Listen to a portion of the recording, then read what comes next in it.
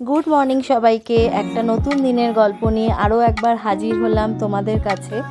আশা করছি তোমরা সবাই খুব ভালো আছো। আজকে যে দিনের গল্পটা তোমাদের শোনাতে চলেছি, দিনটা হলো সোমবার আর তারিখ হলো 3 অগস্ট। আজকে একদম সকাল সকাল ঘরের খানিকটা কাজ সামলে নিয়ে চলে এসেছি স্টার বাজারে। কয়েকটা জিনিস কেনার আছে। তোমরা যারা আমার নিয়মিত ব্লগ দেখো তোমরা হয়তো জানবে পুজো আচ্ছা তেমন কিছুই আমি করি না। সত্যি বলতে ছোটোবেলা থেকেই খুব নিয়ম মেনে পুজো করার অভ্যেস কিন্তু আমার একদমই নেই। তবে বেশ কয়েকটা বছর হয়ে গেল শ্রাবণ মাসের সোমবারগুলো নিজের মতো করে একটু পালন করার চেষ্টা করি। তবে খুব বেশি আয়োজন নয়, খুব নিয়মকানুনও আমি জানি না। শুধু নিজের বিশ্বাস আর মনের শান্তির জন্য যতটুকু পারা যায় ততটুকুই করি। স্টার বাজারে যা যা কেনার ছিল সেগুলো কিনে নিয়ে এখন আমরা চলে এসেছি আমাদের বাড়ির কাছেই একটা মিষ্টির দোকানে, নাম হলো প্রদীপ সুইটস। আজকে হাতে বেশ কয়েকটা কাজ নিয়ে বেরিয়েছি। প্রথমে তো গেলাম স্টার বাজার, তারপরে গেলাম মিষ্টির দোকান, এখন যাচ্ছি আমার নেবারদের কাছে। এদেরকে মনে হয় তোমরা এর আগেও দেখেছো ভিডিওতে। আমি নিজেই কিছু নিয়ম বানিয়ে নিয়েছি। এমনিতে এদের জন্য আমি ডগ ফুড কিনেই থাকি, যেটা কিনা আমি রেগুলার বেসিসে এদেরকে খাওয়াই। তবে বিশেষ কিছু দিনগুলো, যেমন ধরো ঋষানের জন্মদিন, সোমদেবের জন্মদিন বা আমার জন্মদিন বা শ্রাবণ মাসের সোমবারগুলোতে আমি ওদেরকে একটু দুধ খাইয়ে থাকি। এমনিতে এরা এখানে 3 জন থাকে, তবে আজকে জানি না বাকি দুজনকে দেখা যাচ্ছে না, একজনকেই দেখতে পেয়েছি, তাই একেই খাইয়ে দিয়ে চলে যাব। আজকে ঋষানদের স্কুলে ফ্রেন্ডশিপ ডে সেলিব্রেশন আছে। ওদের বলে দিয়েছে একটা করে স্ন্যাক্স আইটেম নিয়ে যেতে, তো ঋষানের জন্য এইটা কেনা হয়েছে। এইটা নাম হলো চিলিমিলি। নামে চিলিমিলি আছে কিন্তু ঝাল একটুও হয় না।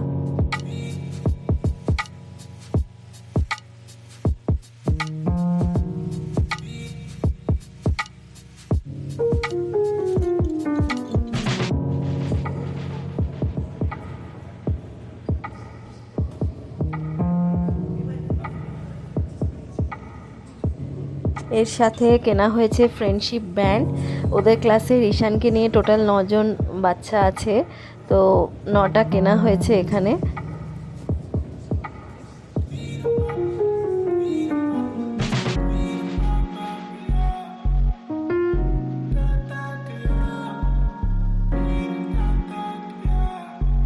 ওঠো ওঠো,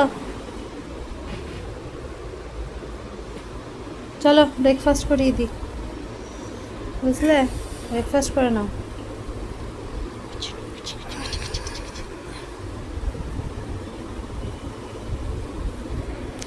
ঋষানের ঘুম তো ভেঙেই গেছে অনেকক্ষণ, কিন্তু ঘুমের রেস্টটা এখনও যায়নি। এদিকে ব্রেকফাস্ট নিয়ে চলে এসেছি, ওটস। ওইটা পরো, ওই জুতোটা, ওই জুতোটা বৃষ্টির সময় সবসময় এই জুতো। একটা পিঠে নাও, তোর চোখটা চেক করবে তো। প্যান্টটা বাজে না, পাউডার লেগে গেছে।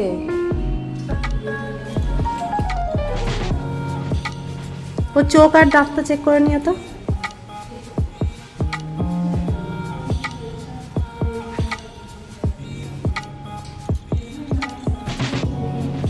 বাই লুলি, বাই লুলি। আমি সকালেই চান সেরে নিয়েছিলাম। ঋষানকে একবার স্কুলে পাঠিয়ে দিতে পারলে একদম রিল্যাক্সড হয়ে যাই। এই সময়টুকু একদম নিশ্চিন্ত মনে সমস্ত কাজগুলো করে নেওয়া যায়। পুজোর নিয়মকানুন অবশ্য আমি তো কিছুই জানি না, তোমরা তো সবটাই জানো। তাই খুব একটা যে ঘটা করে আমি কিছু করি সেরকম কিন্তু কোনো ব্যাপার নয়। ওই শুধুমাত্র একটু ফুল মিষ্টি এই সব দিয়েই ঠাকুরকে একটু স্মরণ করা, এই আর কি।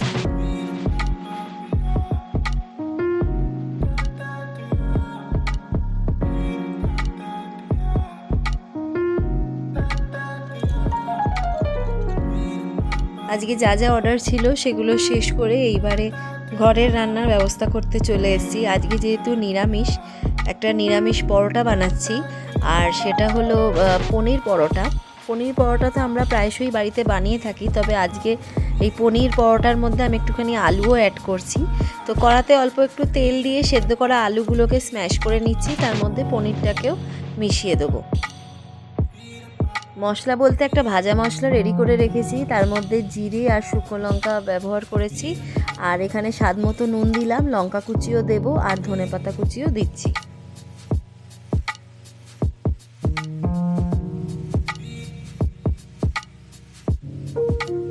ভালো করে নাড়াচাড়া করে নেওয়ার পর এইবারে আমি ভাজা মশলাটাও এর মধ্যে মিশিয়ে নিচ্ছি।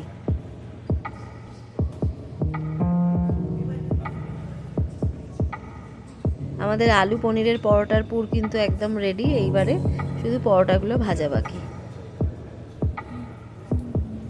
আজকে বাড়িতে নিরামিষ খাওয়ার ব্যাপার শুধু আমারই আছে, বাকিরা কেউ নিরামিষ খাওয়ার কথা নয়, কিন্তু যেহেতু নিজের জন্যই পনির পরোটাটা বানাচ্ছি, বাকিদের জন্যই একই মেনুই থাকছে, আলাদা করে আর কিছু বানাচ্ছি না। আমাদের পনির পরোটা একদম রেডি। আজকে আমি আটা দিয়েই বানিয়েছি পুরো পরোটাটা। সস তো আজকে খেতে পারবো না, ঘরে একটু তেঁতুলের আচার আছে বানানো, সেটা দিয়েই খাবো।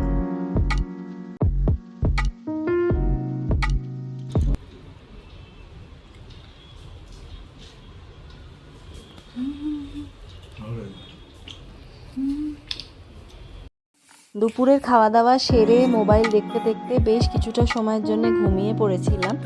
এখন বাজে 3টে, চলে এসেছি আবার কিচেনে বিকেলের রান্নার তোড়জোড় করতে।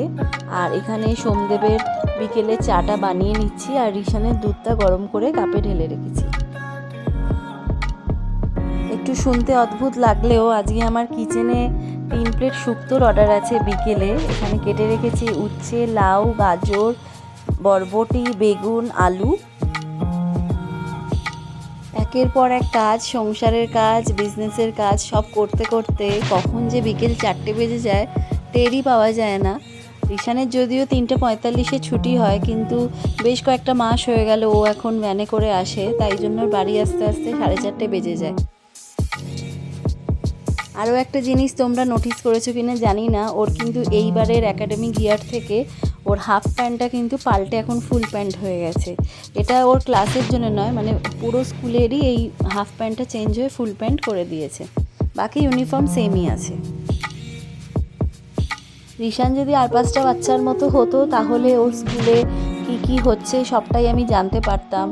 ওর কে বন্ধু আছে, তাদের সঙ্গেও কি গল্প করে, কার সঙ্গে আড়ি হচ্ছে, কার সঙ্গে ভাব হচ্ছে, সমস্ত রুটিনটা আমি জানতে পারতাম, কিন্তু সেটা তো পসিবল নয় রিশানের ক্ষেত্রে।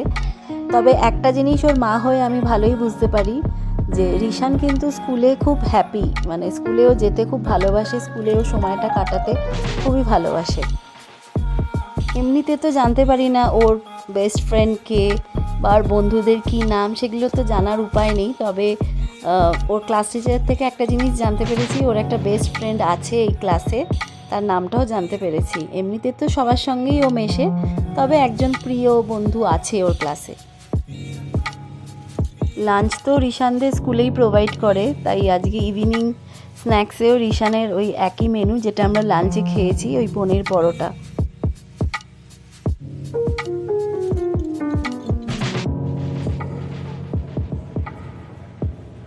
আগের দিনের ভিডিওতে তোমাদের সঙ্গে শেয়ার করেছিলাম আমাদের বাড়ির কাছে একটা ইসকন মন্দিরে গেছি আমরা, সেখানে অনেকগুলো দোকান ছিল, সেই দোকান থেকেই একটা জিনিস কিনেছি। এটা হাতে তৈরি একটা পদ্ম ফুল, আর এটার মধ্যে লাইটিংয়েরও ব্যবস্থা আছে, তো এটা কিনেছি, আমার খুব ভালো লাগলো। এটার দাম নিয়েছে 200 টাকা।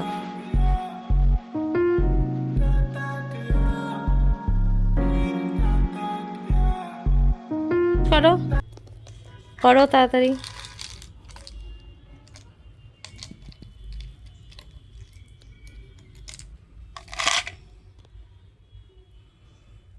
ইন করো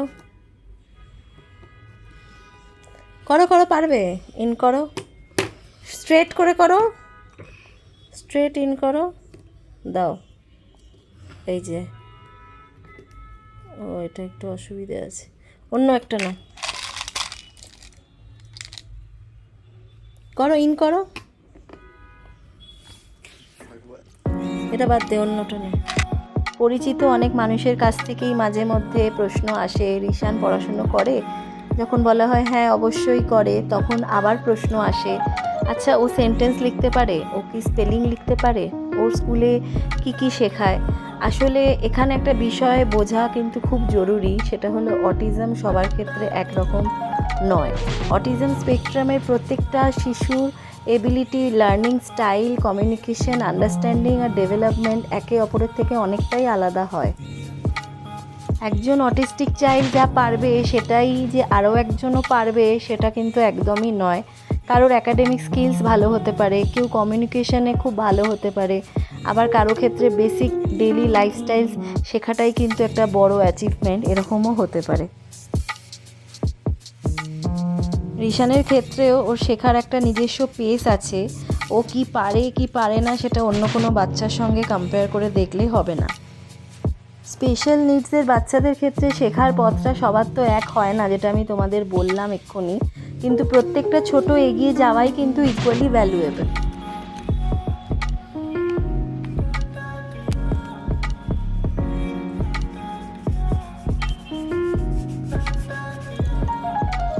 কট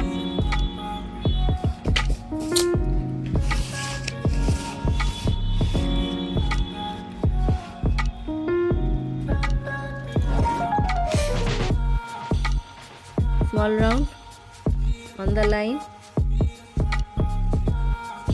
S, H leg, standing line, देखो H, sleeping, A, N, আবার লেখো আর ফর রিশান। চলো তাহলে আজকের গল্পটাও এখানেই শেষ করলাম। তোমাদের ভালো লাগলে প্লিজ লাইক শেয়ার করে দিও, আর যারা নতুন দেখছো চ্যানেলটাকে সাবস্ক্রাইব করে দিও। খুব শীঘ্রই নতুন কোনো একটা গল্প নিয়ে আবার তোমাদের কাছে চলে আসবো। তোমরা সবাই খুব ভালো থেকো, সুস্থ থেকো, আনন্দে থেকো, আমার পাশে থেকো। আপাতত তোমাদের সবাইকে টাটা।